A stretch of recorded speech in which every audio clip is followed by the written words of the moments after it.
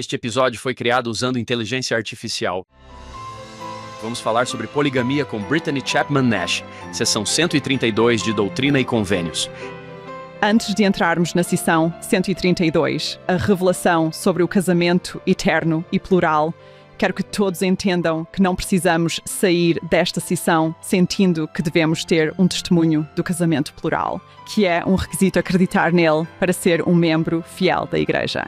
Esse não é o caso. Ele não é mais praticado pelos santos dos últimos dias. Admiramos a fé daqueles que praticavam o casamento plural conforme era ordenado em sua época. Abordamos esta sessão para compreender o casamento eterno como um conceito, para entender porquê o casamento plural foi exigido dos primeiros santos dos últimos dias, porque Joseph Smith sentiu que ele precisava ser restaurado. Assim, aprendemos todas essas coisas por meio da sessão 132. É muito problemático em muitos aspectos. Acho que, se olharmos para ela sem sermos desdenhosos, de certa forma, ela é um texto histórico e inclui coisas que não precisamos mais viver.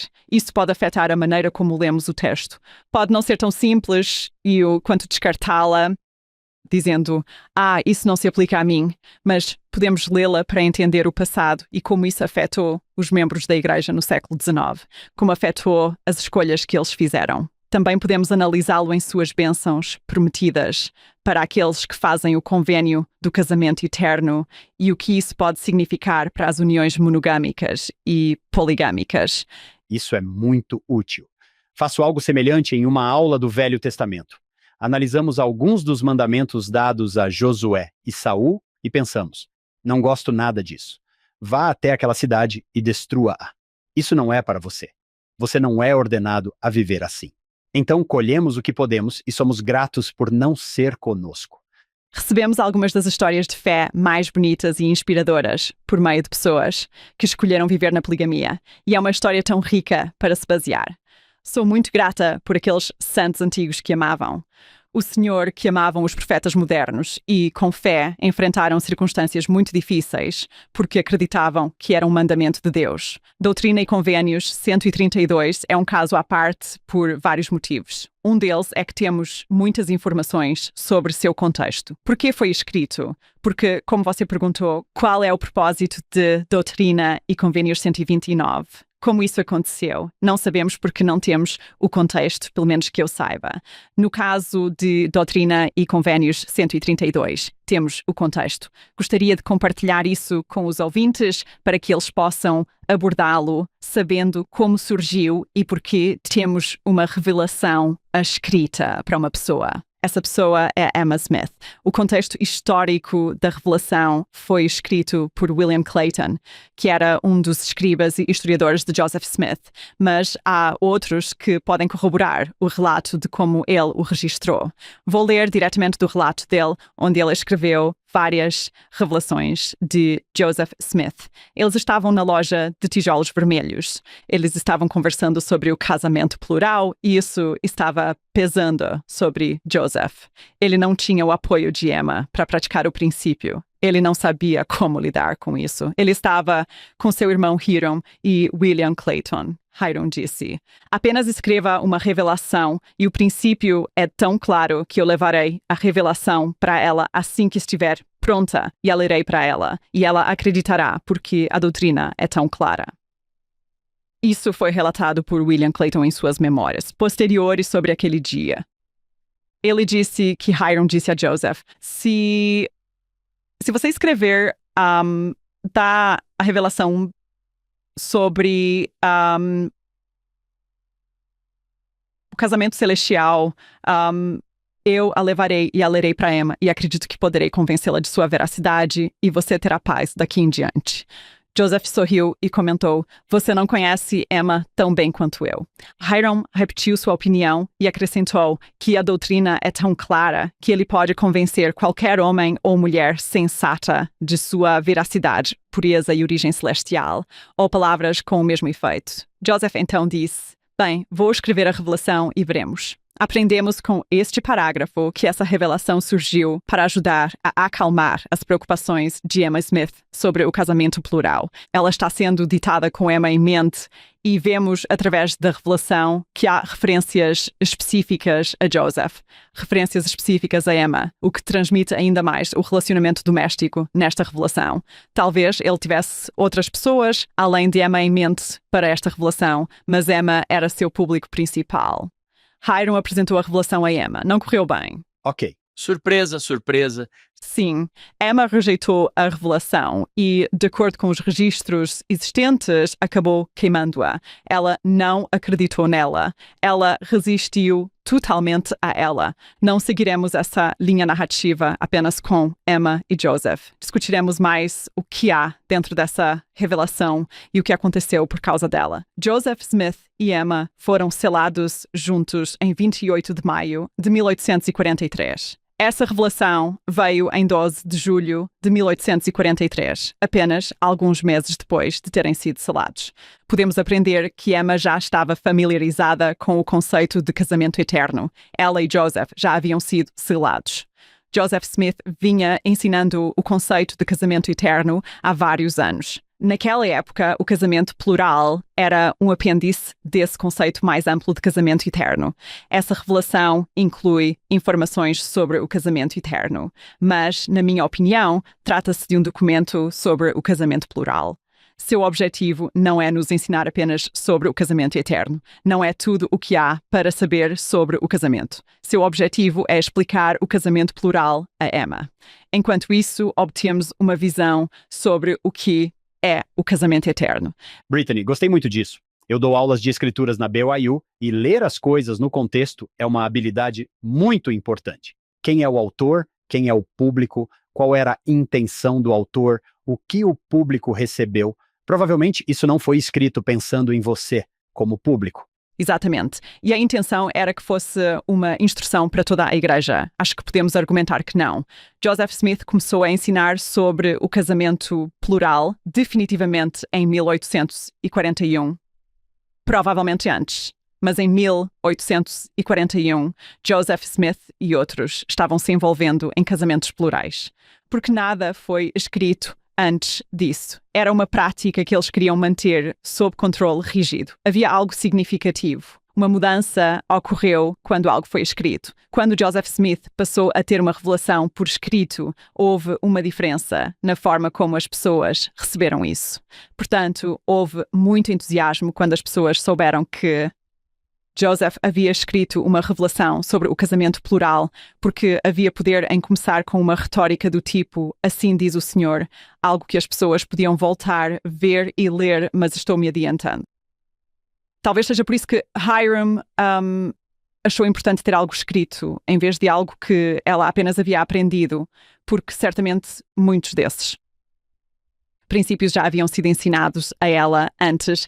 Ela havia oscilado em seu apoio à poligamia, às vezes permitindo-a, outras vezes não, porque era perturbador para ela, profundamente perturbador para ela, como para outras pessoas na época. Acho que não foi fácil para ninguém quando isso foi praticado na realidade. Gostaria de enquadrar esta sessão daqui para frente com esta citação de Joseph F. Smith. Ele é filho de Hiram Smith e mais tarde se tornou presidente da igreja.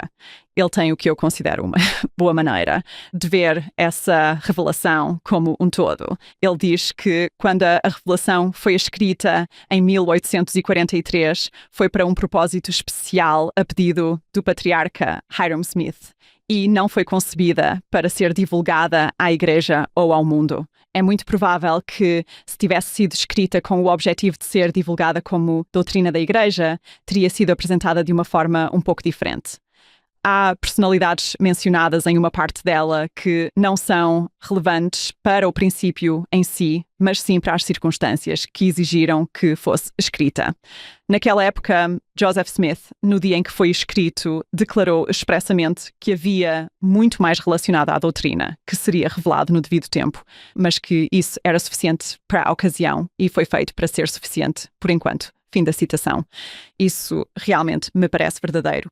Em relação à forma como devemos abordar esta sessão, foi uma revelação feita a pedido de Hiram Smith para ser lida a Emma, que já tinha conhecimento prévio sobre o casamento eterno e o casamento plural. Às vezes, ao ler a sessão, sinto como se tivesse entrado em um assunto no meio de uma conversa, ou que as coisas são mencionadas, e você pensa, o que aconteceu aqui? O que é isso? Pode parecer um pouco desconexo durante a leitura, porque estamos, de certa forma, entrando em um registro no meio de uma conversa. É preciso estar atento a isso ao lermos e analisarmos isso. Só para reforçar essa ótima observação que Joseph F. Smith fez. Se tivesse sido escrito com o objetivo de ser divulgado como uma doutrina da Igreja, teria sido apresentado de uma forma um pouco diferente. Há um ótimo argumento a favor disso, porque é um precedente. Isso foi incluído na edição de 1876 de Doutrina e Convênios. Não foi apresentado publicamente à Igreja até 1852. Quando os santos chegaram ao Vale do Lago Salgado, eles já moravam ali há vários anos. Eles mantiveram a prática do casamento plural em segredo, tanto quanto possível, durante todo esse tempo. Não pregavam abertamente sobre isso do púlpito. Se você vivesse em uma comunidade de santos dos últimos dias, seria óbvio que algumas pessoas praticavam isso. Mas se você não estivesse em uma comunidade de santos dos últimos dias, se vivesse na Europa, isso não teria sido algo que lhe fosse ensinado como uma doutrina da Igreja. Mas, finalmente, em 1852, eles decidiram que começariam a pregar publicamente sobre isso. Orson Pratt, de quem já ouvimos falar várias vezes, que compilou esta edição de Doutrina e Convênios, foi o primeiro a falar sobre o casamento plural diante de um grande público em Salt Lake City. Depois disso, a revelação sobre o casamento plural foi publicada, distribuída em forma de jornal e em alguns outros formatos ao longo dos anos, e finalmente foi canonizada em 1876. Joseph Smith não alterou a revelação para que fosse publicada. Isso foi feito completamente sem sua opinião sobre o assunto. Ele já estava morto há muito tempo depois disso. Nas versões anteriores de Doutrina e Convênios, quando foram preparadas para publicação durante a vida de Joseph Smith, ele fazia revisões nas revelações antes de serem impressas, para que fossem adaptadas a um público mais amplo. Se examinarmos as revelações, veremos que elas foram escritas para as pessoas. O mesmo se aplica a eles, uma vez que as revelações estão sendo preparadas para a publicação, ainda inclui os nomes das pessoas e as circunstâncias circundantes nas publicações, mas ele as adapta para que um público mais amplo possa lê-las e compreendê-las. A revelação não é necessariamente um evento único. É contínuo, então não acho problemático revisar revelações para publicação, porque você está falando para um público diferente e temos um cânone aberto. A revelação pode ser recebida durante a preparação da publicação. Tudo isso para dizer que há um precedente de Joseph Smith ter alterado revelações na preparação para que elas fossem destinadas a um público mais amplo do que ele originalmente pretendia para aquela revelação. Provavelmente foi esse o caso de Doutrina e Convênios 132. Ele não viveu para fazer isso. Sim, mas ele não viveu para fazer isso. Para nossos propósitos, se lermos com o entendimento de que era para um público de uma pessoa, principalmente para um público de uma pessoa, isso pode nos ajudar em nossa leitura. Também reconhecendo que este é um documento histórico. Brittany, quero ter certeza de que entendi. Não quero ser salvo na ignorância. Bem, não posso ser salvo na ignorância. Você está dizendo que várias sessões de Doutrina e Convênios eram destinadas a uma pessoa específica e, antes de serem publicadas, Joseph as revisava e fazia alterações com base no fato de que eram destinadas a essa pessoa. Isso será melhor lido por um público mais amplo, e ele tem todo o direito de fazer isso. A revelação é algo contínuo. A seção 132 não passou por esse processo porque foi escrita e Joseph não a revisou de forma alguma para um público geral. Então você está dizendo que, se Joseph estivesse vivo, isso provavelmente seria muito diferente, sabendo que seria lido por todos, quando na verdade é como se eu enviasse um e-mail para John e ele fosse enviado para o mundo todo. E eu pensasse, eu não teria dito isso dessa forma se soubesse. Ou talvez você tivesse removido algumas partes, como na sessão em que fica evidente que apenas Emma e Joseph Smith sabiam o que estava sendo discutido, que ainda está lá. Então, você sabe, algumas coisas teriam sido removidas e refletiriam mais apenas a doutrina. O que você acabou de nos ensinar parece muito importante. Tenho a sensação de, como será que eram essas outras sessões antes? Eu sei, acho que você pode ver algumas delas nos documentos de Joseph Smith. Tenho certeza de que há material lá que você pode acessar nesse site. E Brittany, se você não se importar, explique-me como um historiador diz que este é um documento escrito por Joseph Smith, pois eu poderia lê-lo e dizer, não, ele não escreveu isso. Você está me dizendo que, bem, parece diferente, mas não porque não foi escrito por Joseph Smith, mas porque não foi revisado para publicação. Sim, e foi escrito em um determinado momento, sob certas pressões e circunstâncias.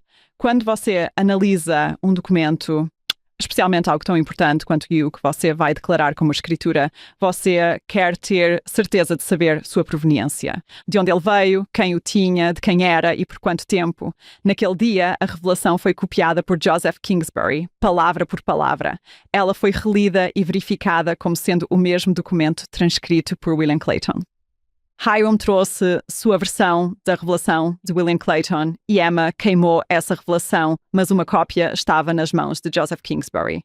Essa cópia foi lida em um círculo muito restrito. Foi lida ao Conselho dos 50 e algumas outras pessoas a tiveram. Em sua posse, por um curto período, ela teve uma pequena circulação durante a vida de Joseph Smith e, é claro, o casamento plural continuou a ser ensinado durante e após a morte de Joseph Smith por aquele grupo de pessoas que possuíam a revelação. No entanto, ele não foi lido publicamente até 1852. Naquela época, ele estava em posse de Newell K. Whitney e depois foi entregue a Brigham Young. Temos registros das mãos pelas quais ele passou. A proveniência é realmente importante para estabelecer se um registro pode ou não ser confiável, como sendo o que diz ser e ter uma linha que você pode rastrear de pessoas. Não houve apenas um intervalo de 30 anos e então esse documento apareceu do nada. E então, o que está sendo dito em torno do documento, você gosta de poder triangular suas fontes. Quantas fontes? Ruins, boas, não importa se são fontes amigáveis ou hostis. Quanto mais fontes você conseguir que pelo menos façam referência ou alusão a algo existente, melhor. É bastante claro que este documento é o que diz ser, que foi realmente ditado por Joseph Smith e mantido em posse dos líderes da Juristeinjo até ser, anunciado no púlpito em 1852. Isso é importante, Brittany. É importante porque se eu não gosto de algo, posso decidir que não é o que é. Vou descartar. E há coisas aqui que são certamente perturbadoras que muitas pessoas, incluindo os santos do século XIX, adorariam pensar que não existiam e jogar fora.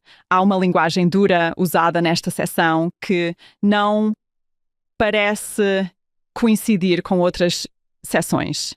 Portanto, ela tem um tom diferente das outras sessões. A que podemos atribuir isso? É porque foi dirigida apenas a Emma? É porque não passou por um processo de revisão? Não sabemos qual o papel que todas essas partes podem ter no que temos agora. Agradeço muito essa discussão. É um pouco complexo, mas acho que todos nós precisamos de um pequeno diploma em história para dizer, ok, como você faz isso? Porque história não é fácil. Não é um hobby que você pode simplesmente começar a praticar, assim como ser dentista. Sim, assisti a alguns vídeos no YouTube, portanto sou um historiador. É bom ter alguém que disse não, existem regras, existem evidências. As pessoas estão sempre tentando fazer o seu melhor. Você está sempre procurando mais informações para ajudar a fortalecer sua posição. Você estava sempre apontando o que fazia mais sentido com base nas evidências. Eu definitivamente posso sentir a tensão. Não há muitas seções de doutrina e convênios que diríamos que precisam ser removidas. Portanto, há uma tensão em relação a essa. Sim, com certeza. Você está nos ajudando a revelar a verdade com base nas evidências. Sim, pelo que entendi, e sem pretender afirmar que tenho conhecimento perfeito ou completo, apenas compartilhando o entendimento a que cheguei, à medida que nos aprofundamos na sessão em si, ela, assim como muitas outras sessões de Doutrina e Convénios, surge como resposta a uma ou mais perguntas que Joseph Smith tinha ao tentar entender os patriarcas do Velho Testamento. Ele vê seu papel como sendo o de restaurar todas as coisas para esta nova dispensação de tempos, da qual ele se considera parte.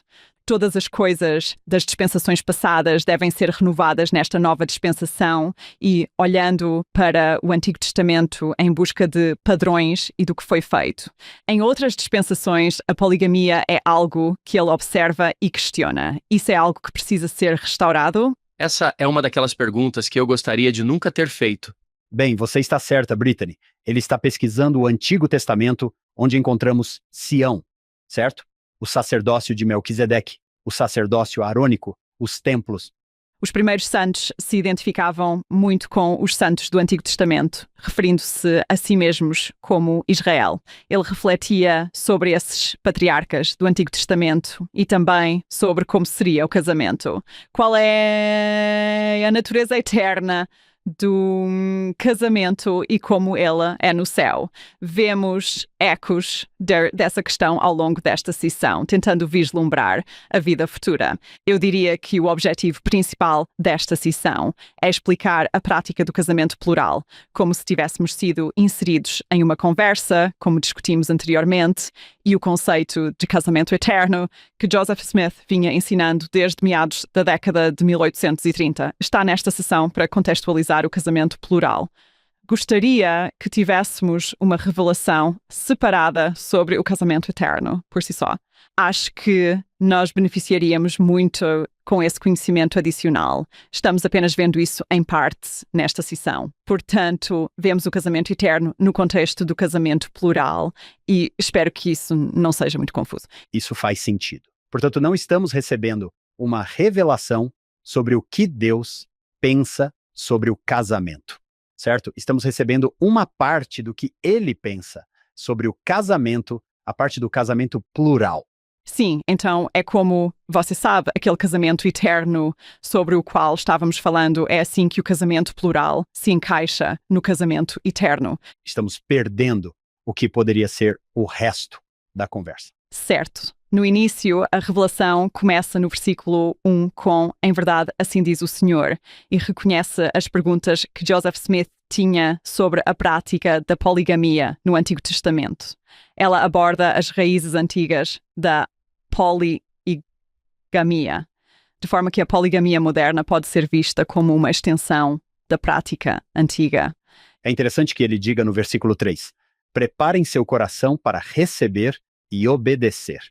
Sim. Em outras palavras, prepare-se para o impacto. Espere, o quê? Aí vem. Você não vai gostar disso. Depois dessa introdução muito cautelosa, ele continua explicando o que é o casamento eterno. Esse é um conceito que a maioria das pessoas adora aprender e com o qual não tem nenhum problema. Sabemos que adoramos a ideia de poder estar com nossos entes queridos, como falamos tanto hoje.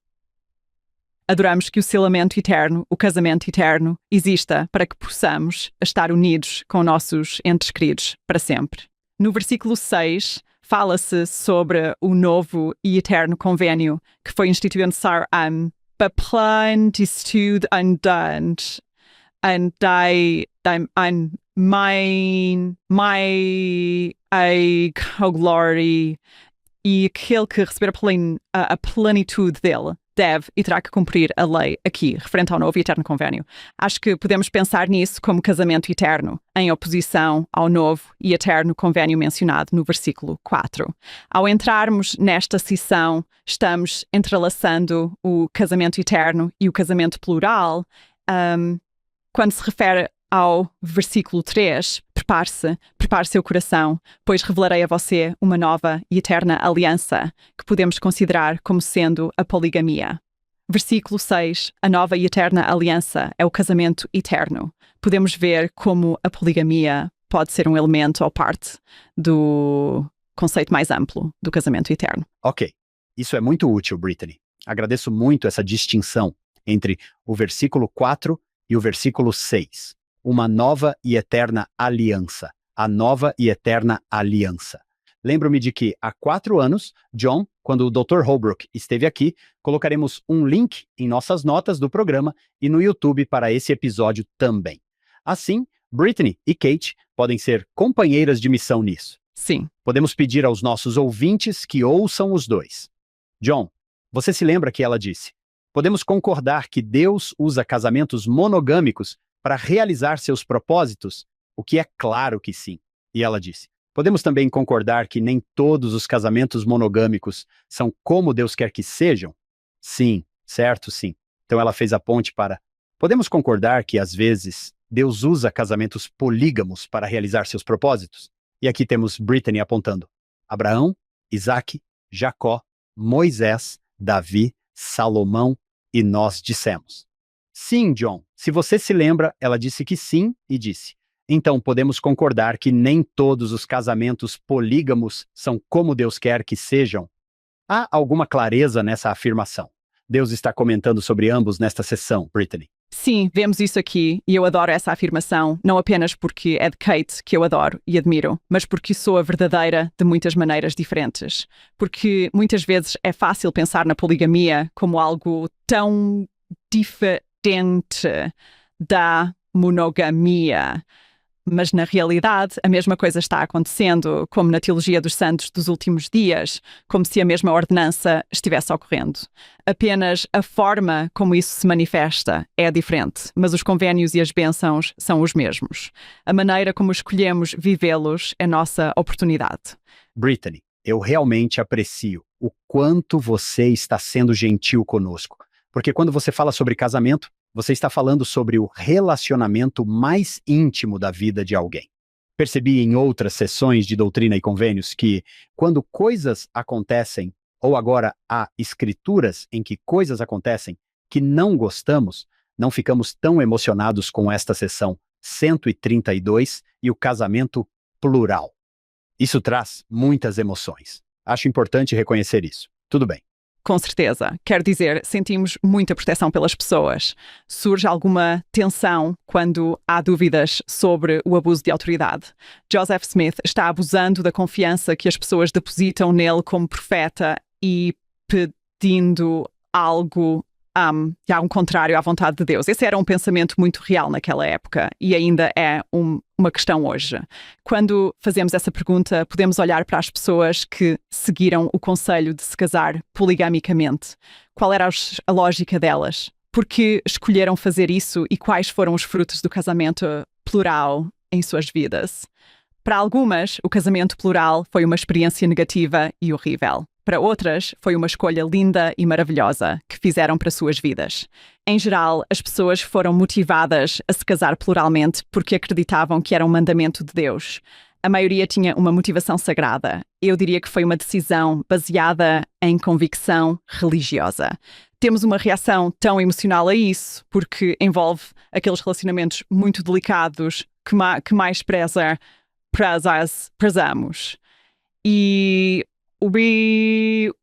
o casamento em si é um grande passo em termos de confiança, quando você confia em outra pessoa para caminhar com você pela vida.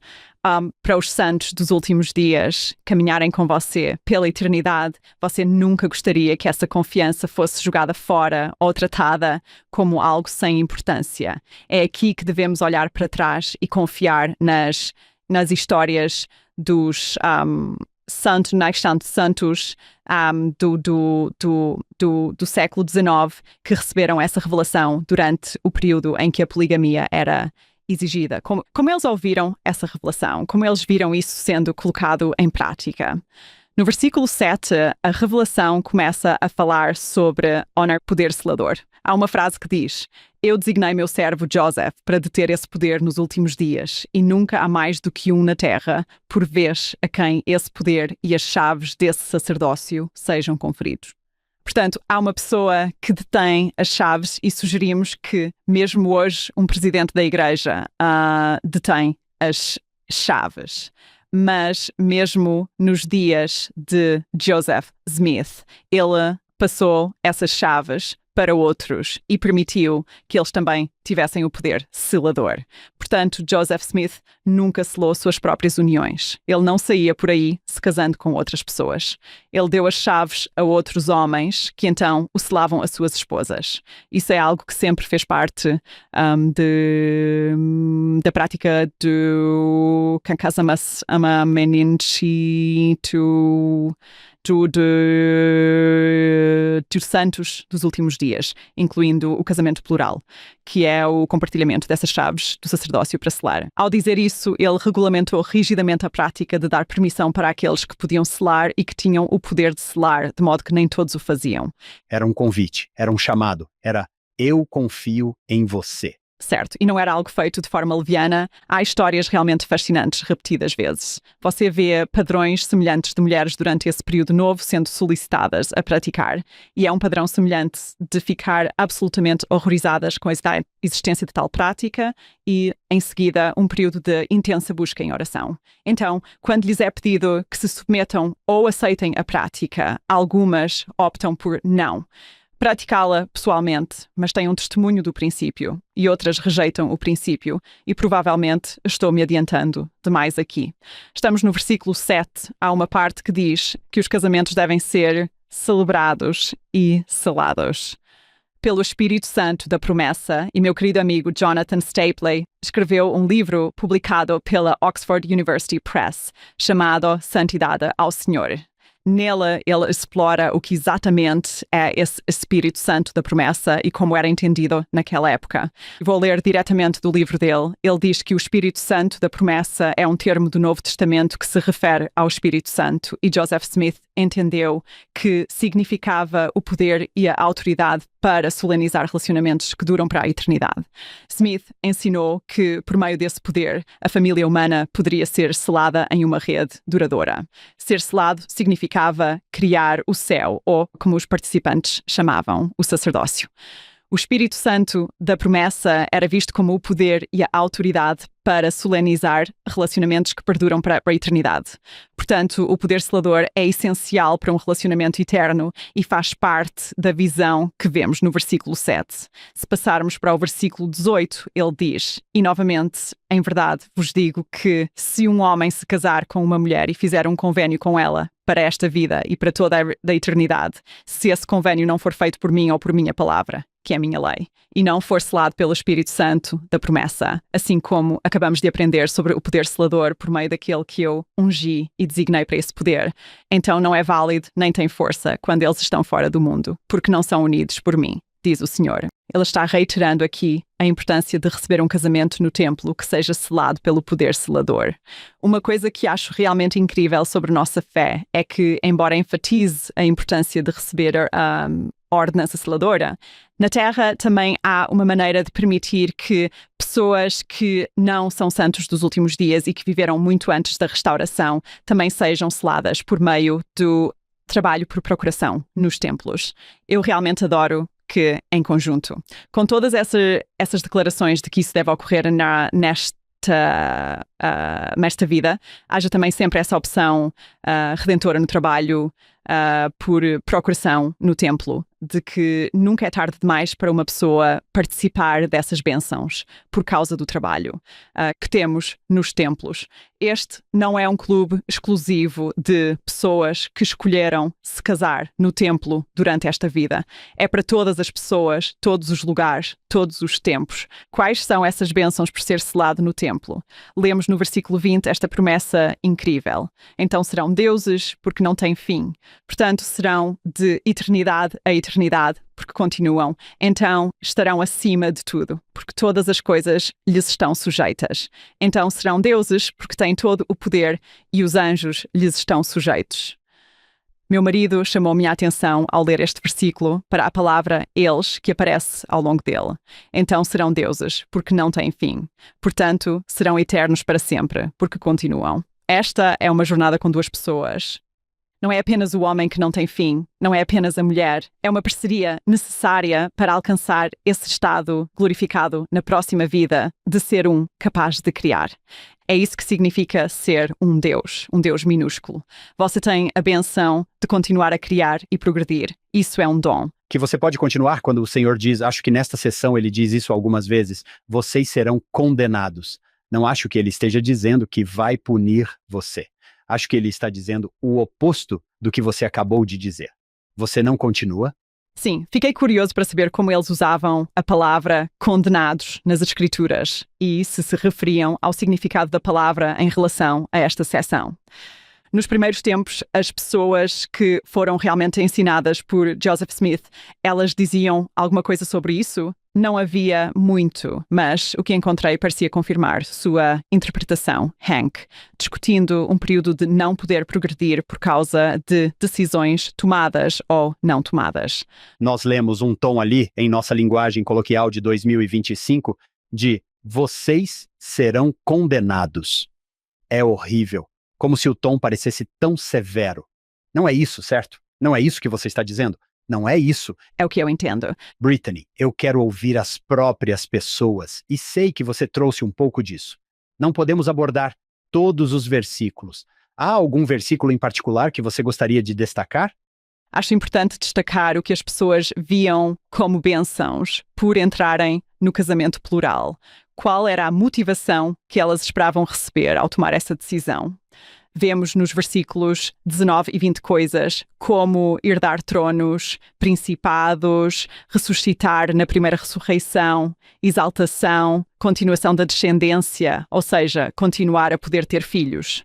Todas essas são bênçãos do convênio do casamento, não apenas do casamento plural, mas do convênio do casamento eterno. Também analisamos essa seção porque ela contém razões doutrinárias pelas quais as pessoas foram motivadas a praticar o casamento plural nos versículos 36, 50 e 51. Vemos aqui um tema do sacrifício abrâmico. Essa é uma visão interessante quando olhamos para os santos dos últimos dias no passado. As pessoas no século XIX estão lendo isso em busca de orientação sobre as escolhas que devem fazer em suas vidas, buscando entender por que Deus está pedindo que pratiquem o casamento plural. Conhecemos a história do Antigo Testamento em que Abraão é solicitado a sacrificar seu precioso filho. As pessoas veem isso e pensam, Abraão foi abençoado por estar disposto a fazer esse sacrifício e então elas pensam, tudo bem, vou colocar tudo o que tenho no altar. Meu relacionamento mais precioso com meu cônjuge, vou oferecer isso a Deus e esse é um sacrifício abraâmico para que ele veja o quanto estou disposto a ser fiel. Muitas pessoas viam o casamento plural como uma espécie de teste, pois o Senhor estava formando seu povo, os israelitas, a Sião moderna. Como os santos se identificavam muito com Israel, eles reconheciam que Deus iria testar seu povo que estava sendo purificado por meio dessa prática. Essas eram as razões pelas quais eles achavam que a poligamia lhes era exigida, pois Deus estava formando um povo por meio de provações e dificuldades. Brittany, o que você acabou de dizer me lembra um pensamento.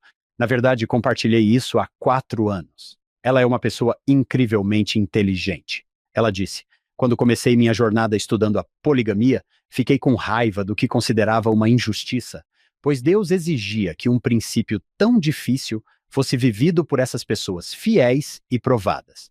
Mas, ao estudar os escritos e histórias pessoais, aceitando-os em seus próprios termos, encontrei paz. A prática nunca poderia ter sido mantida por meio de compulsão, manipulação ou simples desejo sexual por meio século. Aqueles que estabeleceram os alicerces da fé dos santos dos últimos dias não eram super-heróis bidimensionais, como às vezes são retratados. Eles eram construtores do reino complexos, fortes, inteligentes e cheios de vida, dispostos a deixar seus entes queridos, riqueza, conforto e países natais, pelo que acreditavam ser verdade. Essa mesma disposição os levou a aceitar a poligamia, uma prática que aceitaram como um mandamento de Deus, instituído em sua época para seus propósitos únicos. Desde então, passei a ver o casamento plural como parte da história dos santos dos últimos dias para assumir sem remorso. E manter como um dos testemunhos mais valiosos de fé na história da Igreja de Jesus Cristo, dos santos dos últimos dias, escreveu Brittany Chapman Nash. Sim, é exatamente assim que me sinto e como acho que devemos encarar a poligamia e como podemos ver o assunto como um todo. Quero dizer, gostaria de poder simplesmente dizer isso e encerrar o assunto. Mas foi um sacrifício abrâmico que deve ser honrado? Sim, eles realmente estavam oferecendo tudo o que tinham no altar, tudo o que era exigido deles. Para a maioria das pessoas, era isso que estava em seus corações. É claro que havia exceções. O interessante é que, se você perguntasse aos santos dos últimos dias da época que observavam o abuso do princípio do casamento plural, eles não culpariam o princípio por esse problema. Eles veriam o problema naqueles indivíduos que o praticavam incorretamente. Temos a tendência de culpar, foi por causa de e da poligamia que essa triste experiência matrimonial aconteceu. Eles diriam que não. Foi porque aquele cônjuge não obedeceu aos mandamentos ou não tratou seu cônjuge como deveria. Sim, é assim que vemos o casamento hoje. Quando vejo um casamento abusivo, não penso. Bem, o casamento é o problema. Acho que o abuso é o problema. Exatamente. Ao pesquisar as histórias das pessoas, fiquei convencida de que a maioria dos casamentos foi celebrada com consentimento, boa-fé e compreensão madura, feita de boa-fé intencionalmente, porque as pessoas acreditavam nas promessas descritas em Doutrina e Convênios 132, desejando dar essas bênçãos a seus descendentes. Eram impulsos dignos. Existem tantas fontes boas por aí que podem ajudar as pessoas a processar os detalhes teológicos de Doutrina e Convênios 132. Algumas coisas que eu gostaria de abordar são quais foram as reações das pessoas à revelação sobre o casamento plural. Começamos a entrar no período de Utah na época, porque os santos estão em Utah, quando foi lido publicamente como as pessoas receberam esse mandamento e como o aplicaram em suas próprias vidas. Porque, ao lermos as Escrituras hoje, nos vemos na revelação a Oliver Cowdery, onde o Senhor diz: "Você deveria ter feito mais do que apenas me perguntar." Nós nos vemos em todas essas diferentes revelações e tentamos aplicá-las a nós mesmos. No século XIX, os santos não eram diferentes. As mulheres se viam como Emma. Os homens se viam como Joseph. Então, como a leitura dessas escrituras os afetou? A doutrina é difícil e impopular agora, assim como era naquela época. As pessoas tiveram todos os tipos de reações a ela desde o momento em que foi articulada e lida pela primeira vez para Emma, que queimou a revelação. Desde então, ela tem sido recebida com tensão. Há uma linguagem forte usada em Doutrina e Convênios 132 para que Emma aceitasse o casamento plural. Isso me fez pensar, bem, com uma linguagem tão dura como as mulheres a quem foi pedido que se casassem em Nauvoo reagiram, todas elas sentiram pressão para aceitar as propostas de casamento de Joseph Smith ou de outros, e se não aceitaram, como foi para elas? Elas foram condenadas, como dizem as Escrituras. Como era a situação na prática, não apenas nas palavras das Escrituras? Fiquei interessada em descobrir que havia mulheres que rejeitaram os pedidos de casamento de Joseph Smith.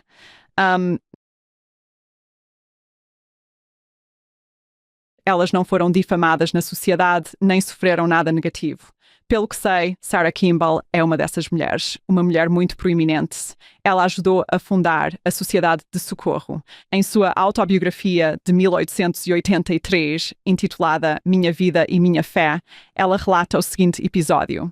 Ela diz que no início do ano de 1842, Joseph Smith lhe ensinou o princípio do casamento para a eternidade e a doutrina do casamento plural.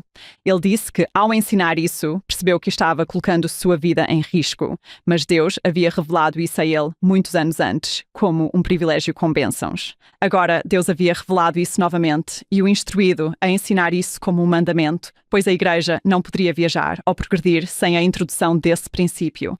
Pedi a ele que ensinasse isso a outra pessoa. Ele me olhou com reprovação e disse: "Você vai me dizer a quem devo ensinar isso?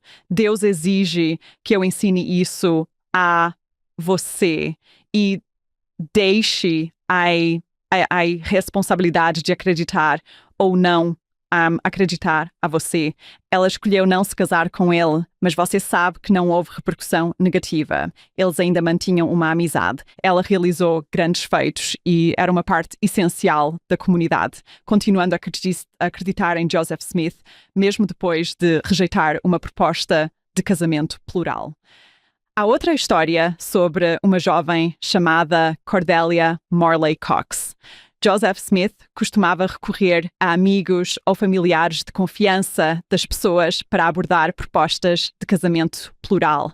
Ele nem sempre ia pessoalmente fazer a proposta, como fez neste caso com Sarah Kimball.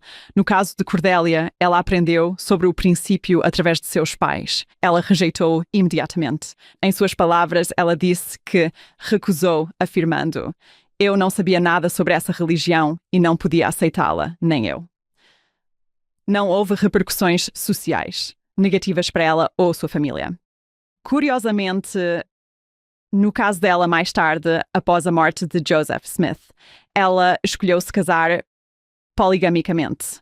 Ela acabou se convertendo ao princípio do casamento plural. Vemos isso na prática. Nada de ruim aconteceu às pessoas que não optaram por praticar a poligamia. E vemos isso em Nauvoo e também em Utah, onde sempre houve uma minoria de pessoas praticando a poligamia.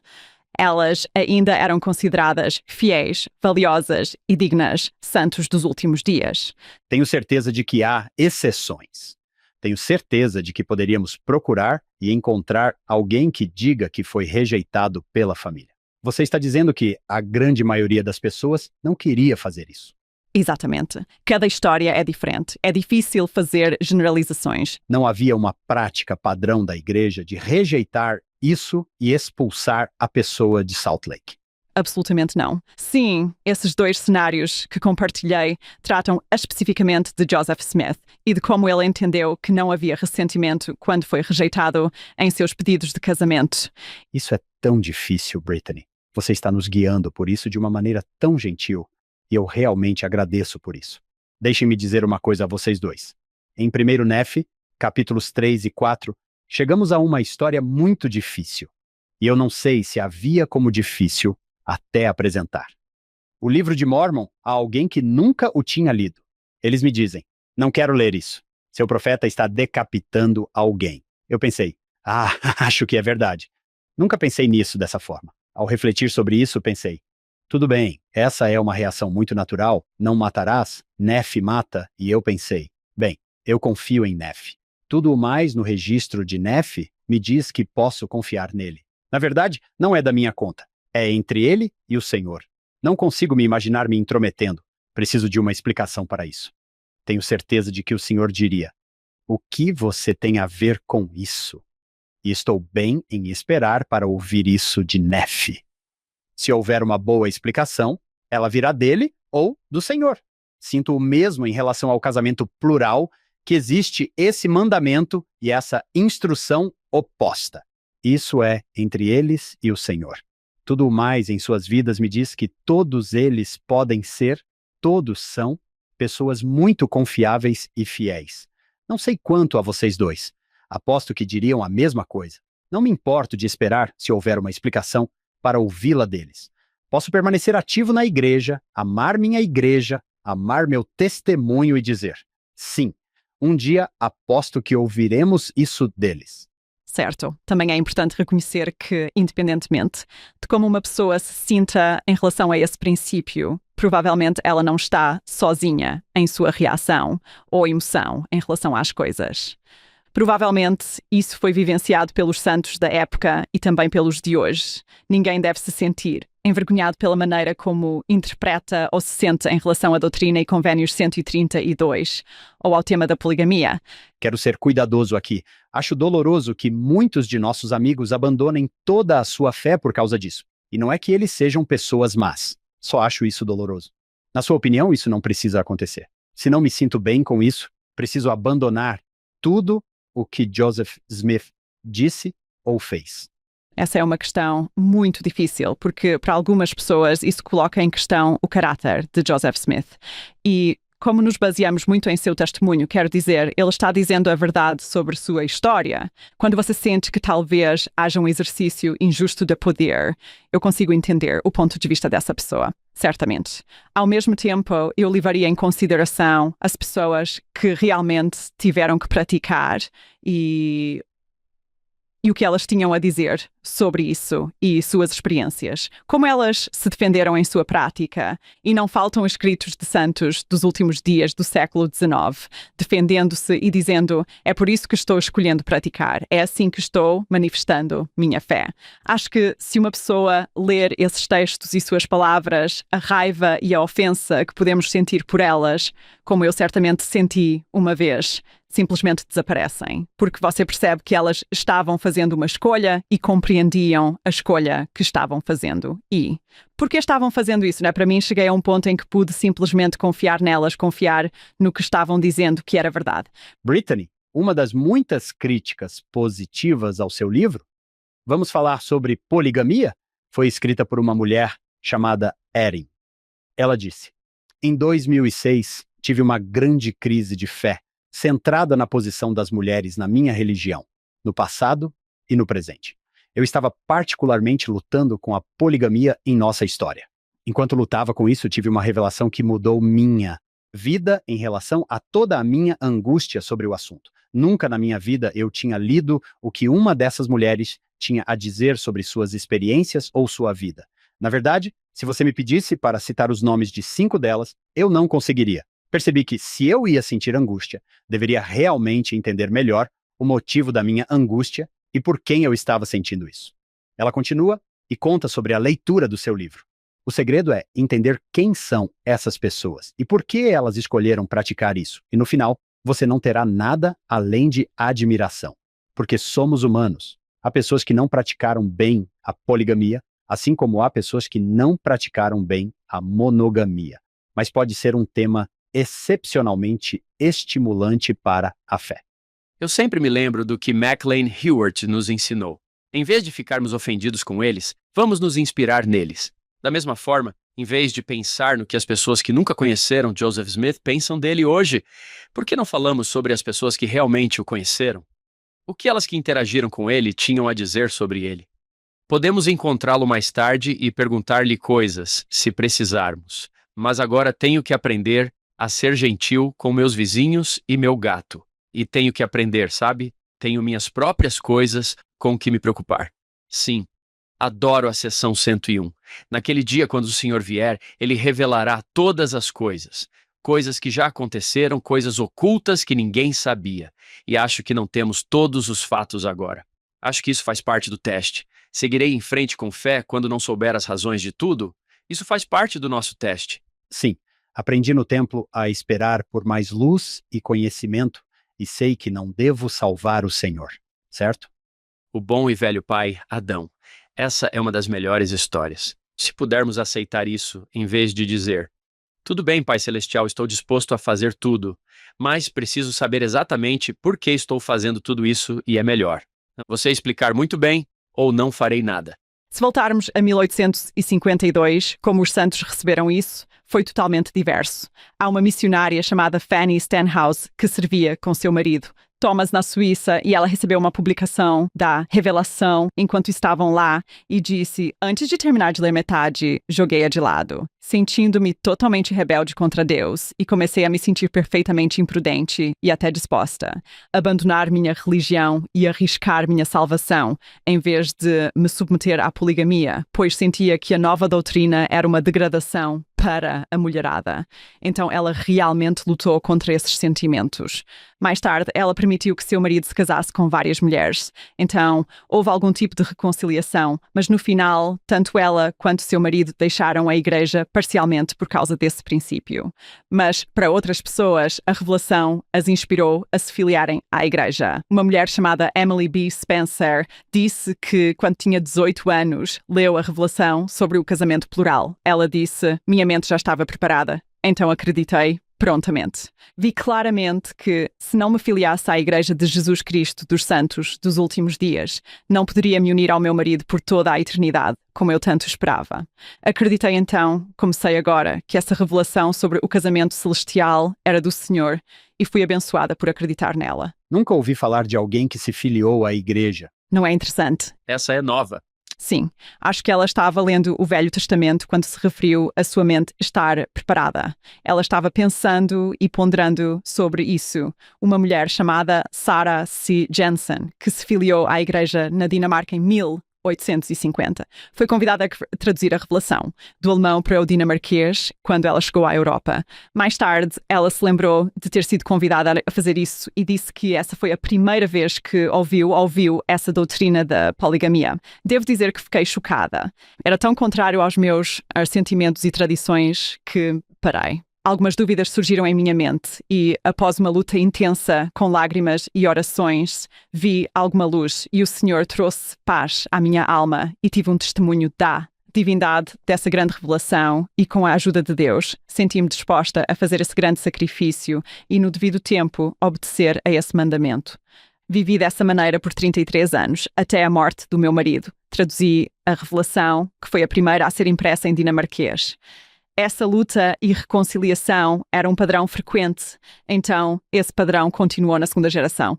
E, quando as pessoas chegaram a Utah, a poligamia tornou-se parte da estrutura da sociedade. As crianças nasciam em famílias polígamas e tinham parentes polígamos. Era normal em sua comunidade. Isso não significa que fosse necessariamente aceito por todos ou praticado universalmente. Sempre houve uma minoria de pessoas que optaram por viver dessa maneira. Há uma mulher chamada Martha Craig Cox. Eu simplesmente adoro a autobiografia dela. Ela se casou em 1869, depois de ler o que se tornou a seção 132. Ao ler essa revelação, ela se converteu ao princípio da poligamia. Ela se converteu ao princípio do casamento plural e queria se casar dessa forma e sua família ficou muito chateada.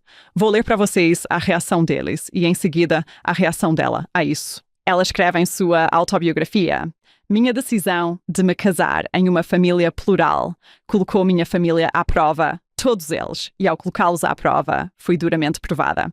Eu havia estudado o assunto. Eu sabia que o princípio do casamento plural era correto, que era a ordem mais elevada e sagrada do casamento. Eu também sabia que poderia falhar em viver a vida santa exigida e perder as bênçãos oferecidas se não tivesse aprendido antes a ir ao Senhor com o meu fardo. Eu certamente aprendi a recorrer a ela e agora, tendo decidido entrar nessa ordem, parecia que eu havia cruzado o Rubicão. Eu não poderia voltar atrás, embora fingisse que o faria, em vez de incorrer no ódio da minha família. Se o Senhor tivesse manifestado uma resposta às minhas noites sem dormir em oração, dizendo que o princípio do casamento plural era errado e que não era a vontade do céu que o trem trace nele, eu sentia que deveria ficar feliz, mas isso só me deixava infeliz, além da minha capacidade de suportar. Quando tentei recuar da decisão que havia tomado de me casar, meu único alívio era a oração, e a oração apenas fortaleceu minha determinação em relação à decisão que havia tomado. Ela disse que, quando a decisão final foi comunicada à minha família de que eu não poderia recuar do meu propósito, a tempestade se abateu sobre minha cabeça. Não era um casamento por amor, afirmavam eles. E ao dizer isso, me deram um golpe, pois eu não podia dizer que realmente amava aquele homem como se ama um amante, embora amasse suas esposas e o espírito de seu lar. Não podia garantir. À minha família que meu casamento se baseava exclusivamente no amor por um homem. O fato é que eu havia pedido ao Senhor que me guiasse no caminho certo para o meu bem e no caminho que me preparasse para um lugar em seu reino. Ele me disse como proceder e eu deveria seguir os caminhos que ele determinou. E isso era tudo. As mulheres tomavam suas próprias decisões sobre o que fazer para direcionar o caminho de sua vida, assim como fazemos agora. A revelação pessoal era um elemento fundamental para esses casamentos, assim como o arbítrio. Cada pessoa teve sua jornada individual que a levou a aceitar o princípio. Algumas viveram toda a vida acreditando nos santos dos últimos dias e nunca aceitaram o princípio da poligamia. Sinto-me um pouco herético ao dizer isso, mas elas não eram consideradas infiéis por não praticarem a poligamia. Era uma escolha que as pessoas faziam. Então, Brittany, você diria que o consentimento sempre fez parte do que foi ensinado? Como foi ensinado, com certeza. Graças a Orson Pratt, ele escreveu toda a cerimónia de selamento do casamento plural na revista The Seer. Ela está disponível online, escrita em 1853. E o arbítrio é, na verdade, uma parte crucial da cerimónia de selamento. A expectativa de consentimento está incorporada ao casamento plural no próprio ritual e na maneira como ele deve ser praticado. É claro que, infelizmente, houve momentos em que ocorreu coerção, opressão social. Essas coisas aconteceram e isso foi errado. Essa não era a intenção da prática, né? Ela deveria ser realizada por livre-arbítrio. Gosto da maneira como você nos apresentou algumas dessas histórias. Você fez exatamente o que quer que nossos ouvintes façam, que é ouvir. As pessoas que realmente sabem. Sim, que lutaram com os sentimentos assim como nós, mas para eles, com a realidade de que era uma forma de viver. Eles escolheriam viver. Sim, como foi isso, Brittany, ler tudo isso? Foi muito inspirador. Algumas coisas me deixaram chateada e esses sentimentos de indignação justa vieram à tona, sabe? Você só precisa voltar atrás. E assim como Martha Craig Cox, foi uma decisão que ela tomou e sua família ficou chateada. Mas ela estava comprometida e determinada que, para ela, esse era o caminho que queria seguir. Foi a fé em Deus e o que ela sentiu que ele queria para a sua vida que a levou a tomar essa decisão. E esta é uma das minhas citações favoritas sobre poligamia. Mas foi isso que Martha... Raramente ouvimos isso. Sim. Acho que ninguém mais tem uma lista dessas. Nunca disse isso. Tenho uma longa lista de citações excelentes, ou melhor, citações inspiradoras que promovem a fé feitas por esses polígamos. Martha, refletindo sobre sua vida com suas duas irmãs esposas. Ela diz que para ela é uma alegria saber que lançamos as bases para uma vida futura enquanto vivíamos nesse casamento plural em que nós três que nos amávamos mais do que irmãs, filhas de uma mesma mãe, caminharemos juntas pela eternidade.